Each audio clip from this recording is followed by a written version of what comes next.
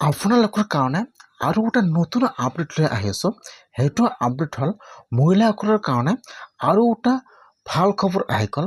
যদি আপোনালোকে উদ্যমিতা আঁচনিত আবেদন কৰিছে আৰু যদি আপোনালোকে এতিয়ালৈকে 10,000 টকাটো লাভ কৰা নাই, তেনেহ'লে কিন্তু আপোনাৰ কাৰণে আজি ভাল খবৰ আহি গ'ল। এতিয়া কিন্তু আপোনালোকে উদ্যমিতা আঁচনিৰ 10,000 টকাটো লাভ কৰিব। এতিয়া আপোনালোকৰ একাউণ্টত কিমান তাৰিখে উদ্যমিতা আঁচনিৰ 10,000 টকাটো সোমাই যাব আৰু কোনসকলৰ একাউণ্টত উদ্যমিতা আঁচনিৰ পইচাটো সোমাব, মই আপোনালোকক সম্পূৰ্ণ প্ৰচেছ দেখুৱাই দি আছোঁ। আপোনালোকে ফাৰ্ষ্ট জানি লওক যে কোনসকল লোকৰ একাউণ্টত উদ্যমিতা আঁচনিৰ পইচা সোমাব, কিমান তাৰিখে সোমাব জানি লওক।